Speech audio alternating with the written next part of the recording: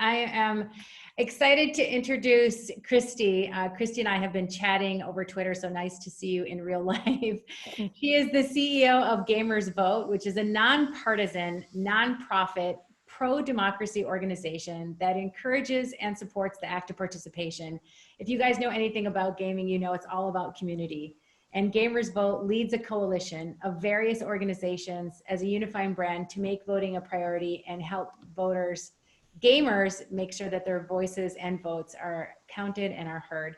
Christie, welcome to Marketing for the Now. Thank you for having me. Christie, thank you so much for being on the show, and obviously a really intriguing initiative that you're leading. So let's, probably because this will help people, can you frame up what Gamers.Vote is for everybody who doesn't know?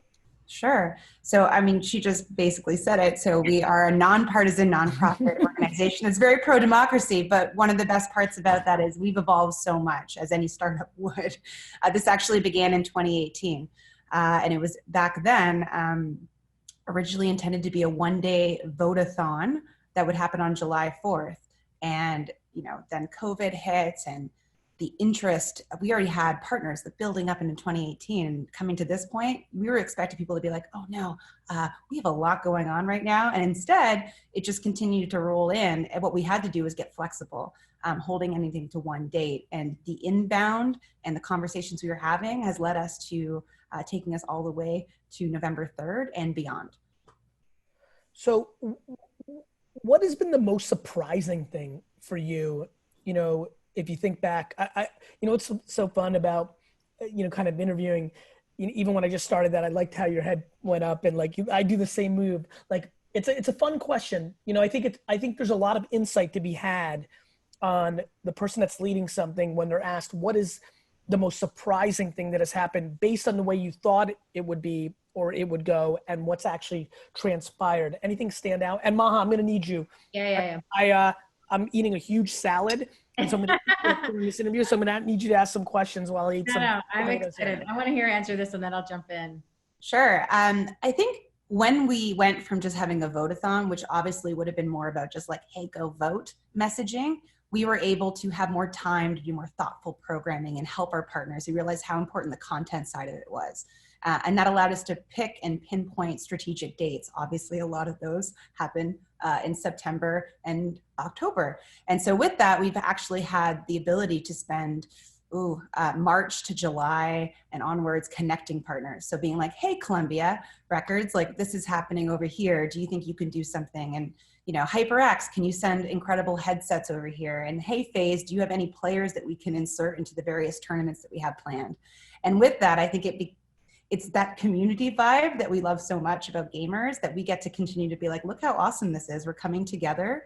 And again, content, so important. And that's obviously something that we never thought we were going to be able to tackle when we started this. We're not even going to have a Twitter account or a Twitch profile, nothing we thought was possible. And so just getting that up and running, and that we know now is our weakness, and that going past November 3rd, how important being able to be the content distributor to our partners and support them in their messaging is a new part of who we will be beyond. So big shout out to Mike Tubman, who I met with in Minnesota, who educated me a lot about what you guys are doing. So talk to us a little bit about the partnerships. How are you engaging with these partners? You mentioned Columbia Records and some other companies. What is the role that they play? And if anybody watching today would like to get involved to help bring in the community to register them to vote, to make sure that they vote no matter what they're voting for, or who they're voting for, how can they get involved? So this is a thing I get to say every day about 20 times a day since I started. There is no too little or too big way to get involved. If you have an audience of 10, a social post is still impactful. Who knows who that hits?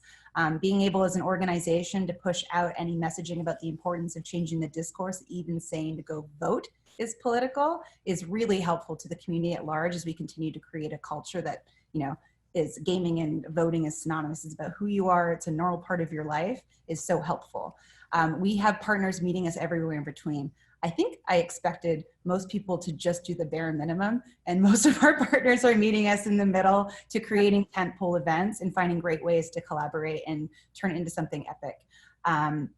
And that's great. As far as partnership is, I mean, you can reach out to us. There's also the ability to go to Gamers.Vote and just grab our partner kits. That was probably my favorite part of what we were able to create, is just putting the streamer kits out there. Our brand kit is there, so any organization doesn't have to check with us first, but there is always the opportunity that we might be able to find a really cool place to connect you to. We have, this is an example of how random this is. We are not just esports or AAA gaming. We are mobile, we are tabletop, and with that, it's a very wide group. We have this Kickstarter board game company that has come up that is awesome. It's By the Vote, and just finding like, how do I put that in part of our tournaments, the part where it's a 5-minute game and they get to play as broadcasters. Things that are unexpected. Chess.com, like Chess.com is being moved into a tournament that's going to be happening in September. They're huge right now. You might have heard one of our partners, TSM, just picked up a chess player, which I personally love. P.S. Do not try to teach your 4-year-old chess. Wait until they're 6. I regret decisions I regret. Well, I think one of the things that we're learning through this process is that everybody is a gamer. And I think one of the things about the gaming community and gamers in general is that they're socially active and they're socially conscious. And just like a lot of Gen Zers, they care about social issues, and being a fabric of the community is important to them. What has been for you one of the things that you've learned that now you're going to take forward in terms of trying to engage the non-gaming community in your activities? Well, I truly don't believe anyone, especially after COVID, is a non-gamer. But I'm really great. My dad is playing a bunch of mobile games right now out of just missing golf and things with friends. But I think one of the best things to think about it is, you know, our gaming is a broad audience. So if you think about a 10-year-old who is playing a bunch of games that are hot right now, whether it's Fall Guys or Fortnite or Brawlhalla, they're influencers in their own household. They're the ones who tell dad and mom that they need a new TV or the hottest phone to do the things, and that we're reaching those audiences as well. And they're future voters for sure, and that's amazing. But right now they can poke dad and mom going like, are you registered to vote? Can you go do this? Hey, big brother, big sister, are you participating in this process? And I think that opens up to, again, our very long-term effort of how we're gonna get local, state, and district level with our partners. There's 22 mayoral elections coming up next year. You have 425 seats in the House of Representatives that are up for re-election. So all of these ways, from Senate to otherwise, we can start pulling our partners together to do something that's incredible, whether it's in tournaments in Atlanta or New York, finding ways to work with high schools and colleges and get that message out that even just changing the idea, like I said, of that saying to go vote proudly isn't saying that you're for change or to support what's currently happening. It's your right and it's your privilege to use your voice to make change happen at the ballot box, not just complaining online, although we're very good at that as a community, you might have noticed. What do you think that is most surprising? Since you're going a little macro here, I'm just kind of generally curious.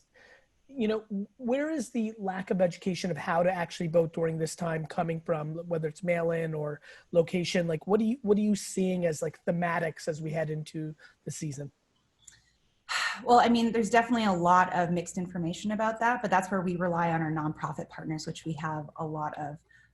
Vote at Home is one of our partners. They have great messaging around that. Vote Safe is another one, Represent Us. So being able to, again, take those nonprofit partners, make sure that our gaming partners have that information so they can build it into their discourse. Again, a lot of our partners, especially on the publisher side, are starting with internal relationship with Gamers.Vote. They're finding ways to do that. We have one partner right now that's doing everybody is off on election day and at the same time doing messaging with their own departments. I think it's really great that they can do different things to help change that information. Understood. Christie, thank you for everything that you and the community are doing to help get people's voices heard. And Gamers.Vote, everyone, if you can support them, we know that it would make a difference for them and for our communities at large. So thank you, Christie. No, thank you guys. We're nothing without our partners. So thank you so much. Thanks for coming on.